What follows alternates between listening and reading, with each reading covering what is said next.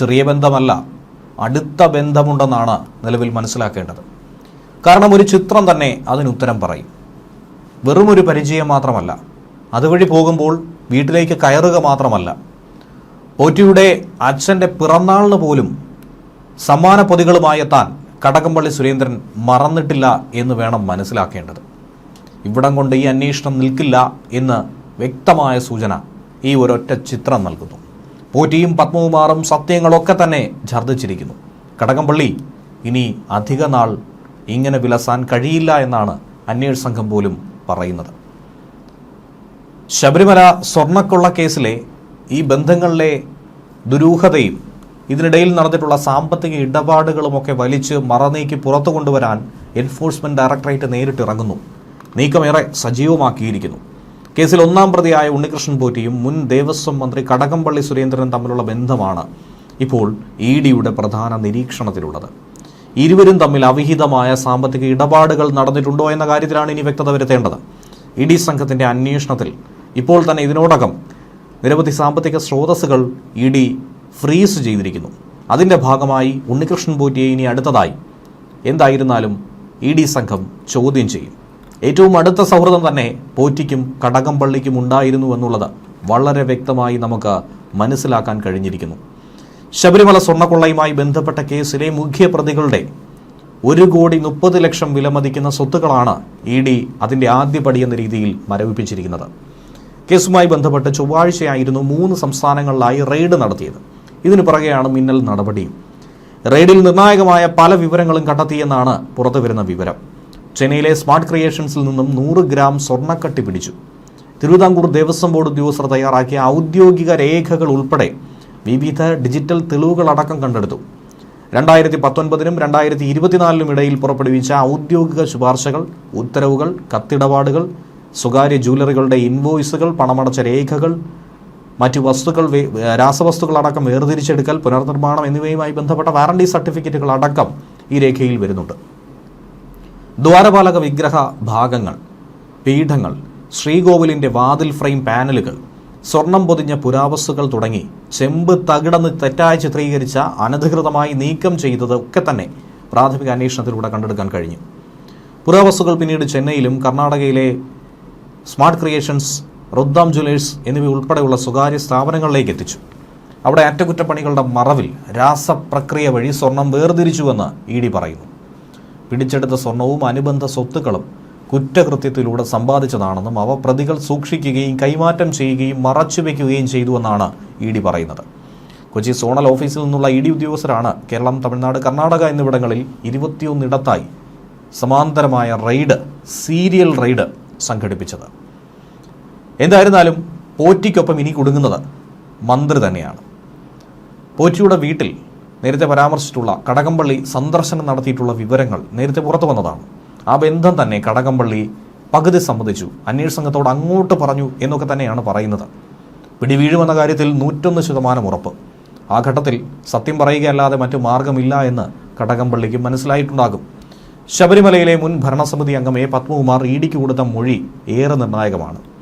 കാരണം എനിക്ക് പരിചയമുള്ളതിന് മുന്നേ പോറ്റിയുമായി അടുത്ത ബന്ധമുണ്ടായിരുന്നത് ശബരിമലയെ തന്ത്രിക്കും മുൻ ദേവസ്വം മന്ത്രിക്കുമായിരുന്നു. ഇതാണ് പത്മകുമാർ മുന്നോട്ട് വെച്ച ഒരു വാദം. അത് സംബന്ധിച്ച സത്യസന്ധത ഇഡി പരിശോധിച്ചു, മനസ്സിലാക്കി. ശബരിമലയിലെ സ്പോൺസർഷിപ്പിലൂടെയാണ് ഉണ്ണികൃഷ്ണൻ പോറ്റി വൻതോതിൽ സ്വത്ത് സമ്പാദിച്ചത്. ഇഡി അത് വ്യക്തമാക്കുന്നു. ഉന്നത രാഷ്ട്രീയ ബന്ധങ്ങൾ ഉപയോഗിച്ച് ഇത്രയധികം സ്വത്ത് കുന്നുകൂടി. ഇതിന് പ്രത്യുപകാരമായി പലർക്കും വിലപിടിപ്പുള്ള ഉപഹാരങ്ങളും സാമ്പത്തിക സഹായങ്ങളും ഒക്കെ പോറ്റി തന്നെയാണ് നൽകിയിട്ടുള്ളത്.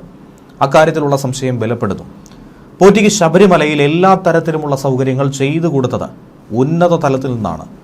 ചില നിർദ്ദേശങ്ങൾ ഉണ്ടായിരുന്നുവെന്ന് ദേവസ്വം ബോർഡിലെ പല ജീവനക്കാരും പറയുന്നു. ഇതുവരെ മൊഴി കൊടുത്തിട്ടുള്ളതും പോറ്റിക്കെതിരായിട്ടുള്ള, മന്ത്രിക്ക് എതിരായിട്ടുള്ള, ദേവസ്വം ബോർഡിനെതിരായിട്ടുള്ള കാര്യങ്ങൾ തന്നെയാണ്. ഇനിയുള്ള ദിവസങ്ങളിൽ ഈ അവിശുദ്ധ കൂട്ടുകെട്ട് പോറ്റിയെ ചോദ്യം ചെയ്താൽ പുറത്തു വരുമെന്നാണ് കരുതുന്നത്. SITക്ക് കണ്ടെത്താൻ കഴിയാത്ത പല കാര്യങ്ങളും ഇഡി സംഘം ഇതിനോടകം തന്നെ കണ്ടെത്തി അതിൻ്റെ വക്കിലേക്ക് എത്തിയിരിക്കുന്നു. റിമാൻഡിലുള്ള ദേവസ്വം ബോർഡ് മുൻ പ്രസിഡന്റ് എ പത്മകുമാർ ഉൾപ്പെടെ 3 പ്രതികളുടെ ജാമ്യഹർജി ഹൈക്കോടതി തള്ളിയിരുന്നു. പത്മകുമാറിന് പുറമെ മുരാരി ബാബു, ബെല്ലാരിയിലെ സ്വർണ്ണ വ്യാപാരി ഗോവർദ്ധൻ എന്നിവരുടെ ജാമ്യഹർജികളാണ് ജസ്റ്റിസ് എ ബദറുദ്ദീന്റെ ബെഞ്ച് തള്ളിയത്. പ്രതികൾക്ക് ജാമ്യം നൽകരുതെന്ന് പ്രോസിക്യൂഷനും അന്വേഷണ സംഘവും കോടതിയോട് ആവശ്യപ്പെട്ടിരുന്നു.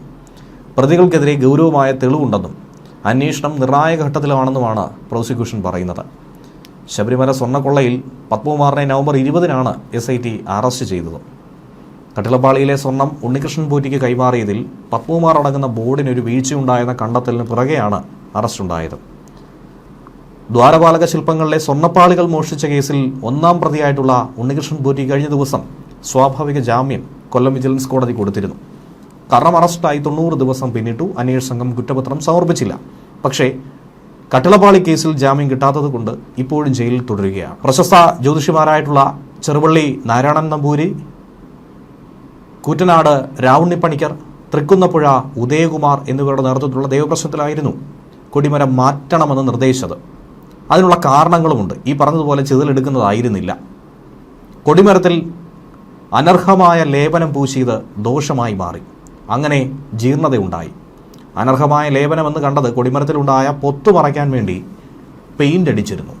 ഇത് കാരണം കോൺക്രീറ്റ് കൊടിമരം മാറ്റി പകരം തടി കൊണ്ടുള്ള കൊടിമരം വേണമെന്നായിരുന്നു ദേവപ്രശ്നത്തിലുണ്ടായ വിധി. അതോടെ വ്യക്തമായിരിക്കുന്ന ഒരു കാര്യം, ഇതിൽ ദേവസ്വം ബോർഡിനോ തന്ത്രിക്കോ പങ്കില്ല എന്നുള്ളതാണ്.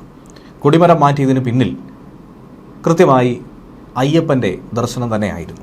ദൈവപ്രശ്നം നടന്നത് 2014 ജൂൺ മാസം 14-ാം തീയതി. ഉമ്മൻചാണ്ടി സർക്കാർ നിയോഗിച്ച ദേവസ്വം ബോർഡായിരുന്നു അന്നുണ്ടായിരുന്നത്. അവരാണ് കൊടിമരം മാറ്റാൻ നടപടികൾ പിന്നീട് നടത്തിയത്.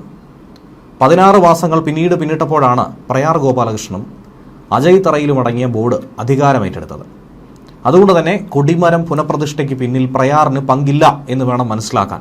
പ്രയാറിനെതിരെ നിരവധി ആക്ഷേപം കഴിഞ്ഞ ദിവസങ്ങളിൽ ഇടതുപക്ഷം ഉയർത്തിയിരുന്നു. അതൊന്നും തന്നെ നിലനിൽക്കില്ല, രാഷ്ട്രീയ പ്രേരിതമായ വേട്ടയാടലെന്ന് വ്യക്തമായിരിക്കുകയാണ്. 2017 ബോർഡിനെ പ്രതിക്കൂട്ടിലാക്കാനുള്ള നീക്കങ്ങൾ സർക്കാർ നിർദ്ദേശപ്രകാരമുള്ള രാഷ്ട്രീയ നീക്കമെന്ന ആക്ഷേപം അത് ബലപ്പെടുന്നു. ഇതിനിടയിൽ പലവിധ വിഷയങ്ങൾ, അതിൽ കൗതുകകരമായി തന്നെ നോക്കിക്കാണേണ്ട ഒരു വിഷയം തന്നെയാണ് 1 പതിറ്റാണ്ടിനിപ്പുറം സംഭവിച്ചിരിക്കുന്ന ഈ വിഷയങ്ങൾ അന്നേ മനസ്സിലാക്കിയിരുന്നു എന്നുള്ളത്. 11 വർഷങ്ങൾ പിന്നിടുമ്പോൾ ശബരിമലയുമായി ബന്ധപ്പെട്ട ആ 10 പേർ ഇന്ന് ജയിലിലായിരിക്കുന്നു. അന്ന് ദേവപ്രശ്ന വിധിയിൽ പറഞ്ഞതുപോലെ ക്ഷേത്രവുമായി അടുത്ത് പ്രവർത്തിച്ചവരും നിർണായക തീരുമാനങ്ങൾ കൈക്കൊണ്ടവരുമൊക്കെ ഈ സ്വർണ്ണക്കൊള്ള കേസിൽ അഴിക്കുള്ളിലായി. ഉണ്ണികൃഷ്ണൻ പോറ്റിയപ്പോൾ ഉള്ളവരെ വേണ്ടത്ര പരിശോധനകളില്ലാതെ ശബരിമലയിൽ പ്രവേശിപ്പിച്ചത്, അവരെ അവിടെ സുപ്രധാന സ്ഥാനങ്ങളിൽ ഇരുത്തിയത്, ഇതൊക്കെ തന്നെയാണ് ഇപ്പോഴുണ്ടായ ദുഷ്പേരിനും മാനഹാനിക്കും കാരണമെന്ന് വിശ്വാസികൾ തന്നെ, ഭക്തർ തന്നെ വിശ്വസിക്കുന്നു. അയ്യപ്പൻ്റെ ചൈതന്യത്തിന് അഹിതമായ പലതും ക്ഷേത്രത്തിൽ നടക്കുന്നുണ്ട്. അന്നത്തെ കണ്ടെത്തലുകൾ വിശ്വാസികളെപ്പോലും ഞെട്ടിച്ച സംഭവമായിരുന്നു. അതുകൊണ്ട് തന്നെ ഇതൊക്കെ മാനിക്കാതെ ഇനിയും മുന്നോട്ട് പോകാനാണ് തീരുമാനമെങ്കിൽ ഇതിനപ്പുറത്തേക്ക് സംഭവിക്കുമെന്ന് അയ്യപ്പൻ തന്നെ പറഞ്ഞു വയ്ക്കുന്നു. അതിനിടെ ശബരിമല സ്വർണ്ണക്കൊള്ള കേസുമായി തന്ത്രിയിൽ നിന്നും ഇപ്പോൾ മന്ത്രിയിലേക്കാണ് അന്വേഷണം. തനിക്കെതിരെ ഉയരുന്ന ആരോപണങ്ങൾ രാഷ്ട്രീയ ലക്ഷ്യത്തോടെ ഉള്ളതാണെന്നാണ് മുൻ ദേവസ്വം മന്ത്രി കടകംപള്ളി പ്രതികരിക്കുന്നത്. തിരഞ്ഞെടുപ്പ് അടുത്തിരിക്കുന്നു. വിഷയത്തെ രാഷ്ട്രീയവൽക്കരിക്കാൻ പ്രതിപക്ഷം ശ്രമിക്കുന്നു. സംഭവം നടന്ന കാലയളവിൽ മന്ത്രിയായിരുന്നതിനാൽ ഇതുപോലുള്ള ആക്രമണങ്ങൾ താൻ പ്രതീക്ഷിച്ചതായിരുന്നു. ഹൈക്കോടതി നേരിട്ട് നിശ്ചയിച്ച ഉന്നത പോലീസ് ഉദ്യോഗസ്ഥരുടെ നേതൃത്വത്തിൽ ഇപ്പോൾ അന്വേഷണം നടക്കുന്നുണ്ട്. ശരിയായ ദിശയിലാണ് ആ അന്വേഷണം പോകുന്നതെന്ന് പൊതുസമൂഹത്തിന് ബോധ്യമുണ്ട്. പക്ഷേ ഇതിലേക്ക് തൻ്റെ പേര് വലിച്ചിഴയ്ക്കുന്നത് ഒരു രാഷ്ട്രീയ ഗൂഢാലോചനയുടെ ഭാഗമാണ്.